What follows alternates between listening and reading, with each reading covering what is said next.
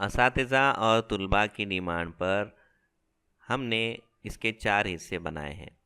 آپ کو اس ویڈیو کے ڈسکرپشن میں چاروں لنک مل جائیں گے۔ تو آئیے شروع کرتے ہیں۔ جماعت 8ویں، مضمون جغرافیہ، سبق نمبر 8 صنعت۔ بچوں، ہم اس کے سیکنڈ پارٹ کے 3 ویڈیو دیکھ چکے ہیں۔ آج ہم اس کا چوتھا اور آخری ویڈیو دیکھیں گے۔ یہ ہمارا 2.4 چوتھا ویڈیو ہے سبق نمبر 8 کا۔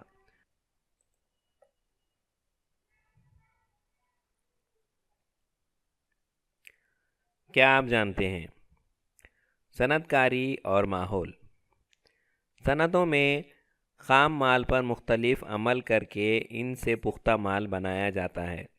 صنعتوں میں اس قسم کے اعمال اور پختہ مال بنانے کے دوران کچھ مضر بقیات مادے اور علائندے باقی نکلتے ہیں، جس کی وجہ سے ہوا، پانی، آواز اور زمین کی آلودگی ہوتی ہے۔ ایسی آلودگی کو صنعتی آلودگی کہتے ہیں۔ جیسے ہم نے پڑھ چکے ہیں بچوں کہ ہم جیسے شکر سازی کی صنعت کے بارے میں پڑھ رہے تھے ہم، تو جب شکر کے لیے جو درکار ہوتی ہے گنا ہوتا ہے اور پانی درکار ہوتا ہے، تو یہ جو شکر بننے کا عمل ہوتا ہے اس کے اندر جو پانی نکلتا ہے جس میں کیمیائی اشیاء شامل ہوتی ہیں، اور یہ جو ہے پانی ہماری ندیوں میں نالوں تک آ جاتا ہے، یا پھر جو کیمیکل فیکٹریز ہوتی ہیں ان کے اندر سے نکلنے والا جو بقیات ہوتے ہیں، یعنی کچرا جن کو ہم کہتے ہیں، یہ اس سے کیا ہوتا ہے،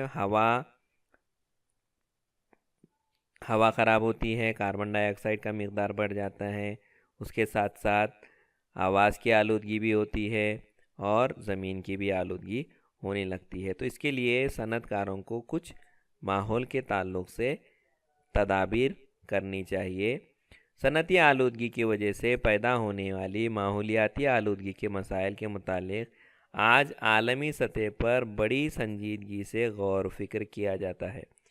صنعتوں کے مقام طے کرتے وقت مقامی بندی کی روایت عوامل کے ساتھ ماحولیاتی عوامل کو بھی مخلوط رکھا جاتا ہے۔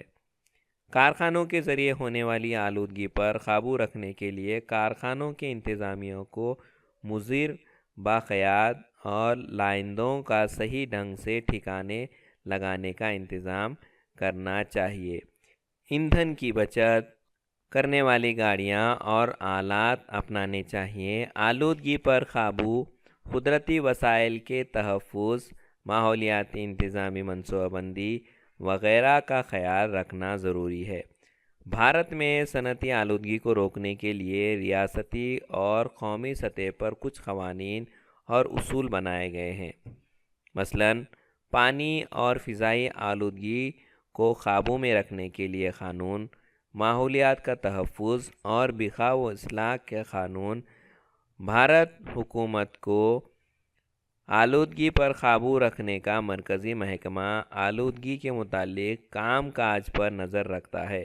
اس تعلق سے قانون کی خلاف ورزی کرنے والے کارخانوں کے انتظامیہ کو اس کا جواب دہ اور قابل سزا ٹھہراتا ہے۔ دیکھو بچوں، جتنے ہم نے یہ چیزیں پڑھی ہیں کہ صنعت جب قائم ہوتی ہے تو اس کے کچھ رولز ہوتے ہیں کہ آپ، جیسا ہم نے بتایا MIDC قائم ہوتی ہے، رہائشی علاقوں میں صنعت نہیں لگائی جاتی جس سے آلودگی پھیلے، لوگوں کی صحت خراب ہو۔ اسی طرح کچھ ایسی صنعتیں ہوتی ہیں جیسے ہم نے ابھی کیمیکلز کی صنعتوں کی بات کی، تو ان کو آبادی سے کافی دور رکھا جاتا ہے، اور اس کے اندر کا جو بقیات یعنی جو کچرا نکلتا ہے، جو کیمیائی مادے نکلتے ہیں جس سے زمین آلودہ ہو سکتی ہے، پانی اگر آلودہ ہے اور اگر کسی جانور نے اس کو پی لیا تو وہ جانور کی بھی موت ہو سکتی ہے۔ تو ان کی جو بقیات نکلتے ہیں، جو کچرا، جو فاسد مادے جو ہوتے ہیں، ان کا ٹھکانہ صحیح سے ان کو کرنے کے خاص اصول بنائے گئے ہیں۔ اور اس کے ساتھ ساتھ جو فضائی آلودگی ہوتی ہے اس کو روکنے کے لیے جہاں پر یہ کارخانے قائم ہوتے ہیں اس کے اطراف میں تمام جتنی صنعتیں ہوتی ہیں، ان کو جو فضائی آلودگی پھیلاتی ہیں، ان کو کافی ہزاروں کی تعداد میں درخت لگانے پڑتے ہیں، جس کی وجہ سے وہاں پہ جو آلودگی ہو رہی ہے، جو کاربن ڈائی آکسائڈ کی مقدار بڑھ رہی ہے، اس کو قابو میں لایا جا سکے۔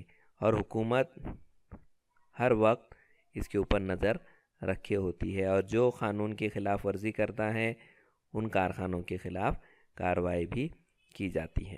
کوشش کر کے دیکھیے، بھارت میں کئی اہم عوامی صنعتی گروہ قائم ہیں جن کے مخفف یعنی ان کے شارٹ نیم کچھ یہاں پہ دیے ہوئے ہیں۔ درج مخففات کا مکمل نام تلاش کیجیے اور بیاض میں لکھیے، جیسا دیکھیے BHEL، BEL، HAL، ONGC، NTCP، NTC، CAL، GIL مثلاً۔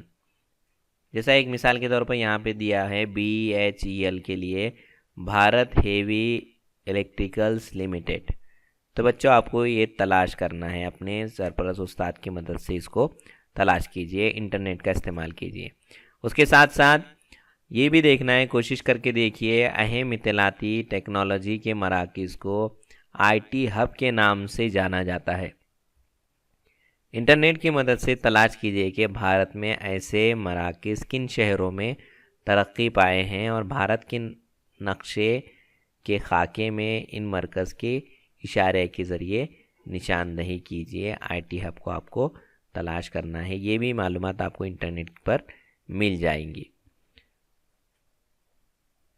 آگے بڑھتے ہیں، آبی خواندگی کیا ہوتی ہے؟ دیکھو ہم لوگ روزانہ پانی کا استعمال کرتے ہیں، اور پانی یہ ایک وقت کی بہت بڑی ضرورت ہے۔ ہمیں اس کا استعمال سوچ سمجھ کر کرنا چاہیے، جتنا استعمال ہے اتنا ہی کرنا چاہیے، اس سے زیادہ استعمال نہیں کرنا چاہیے، کیونکہ پانی انسانی زندگی کے اہم بنیادی ضرورت ہے۔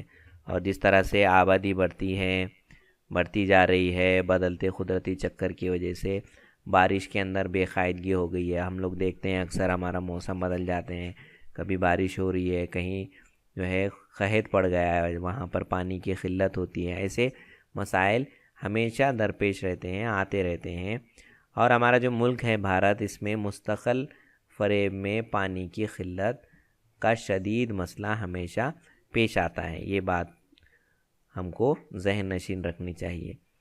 بھارت میں آبی صنعتوں کے سروے کے دوران سامنے بہت ساری باتیں آئی ہیں، جن میں بھارت قدرتی وسائل سے مالا مال ملک ہے۔ بھارت کے دریاؤں کو بارش سے پانی ملتا ہے۔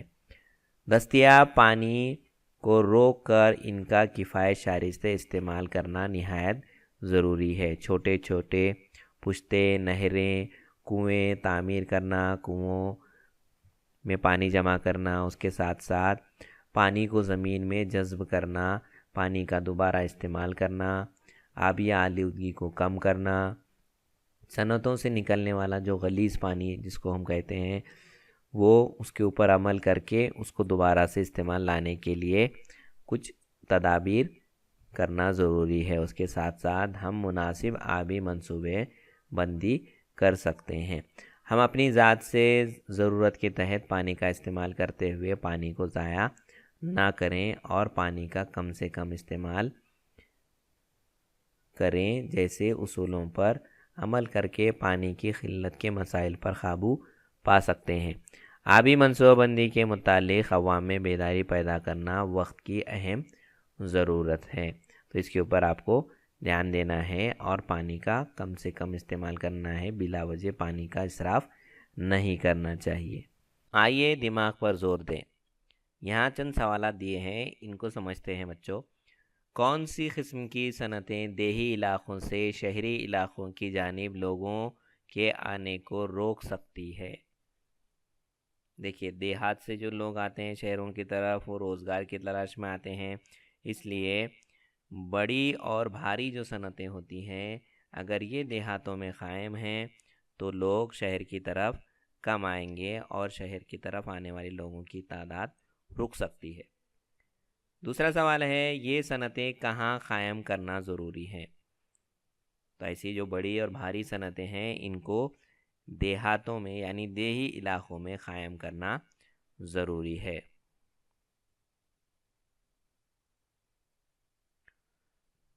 بچوں اس بات پر غور کریں، جب آپ بڑے ہو جائیں اور اگر آپ کے ذہن میں اپنی صنعت شروع کرنے کا ایک خیال ہے تو آپ کیا کریں گے؟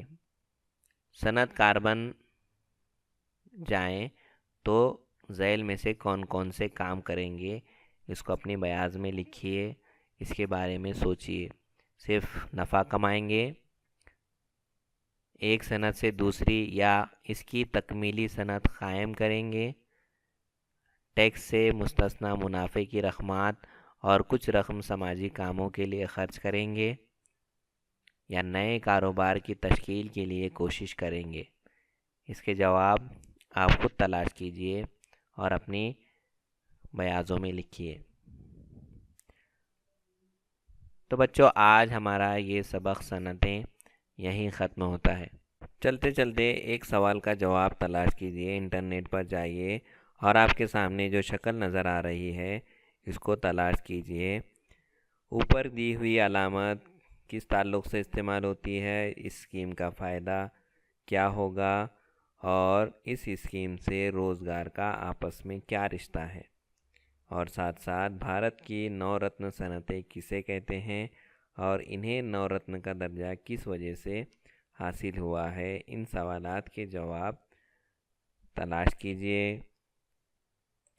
ہاں تو بچوں، آج ہم نے سبق نمبر 8 صنعت اس سبق کا مطالعہ کیا۔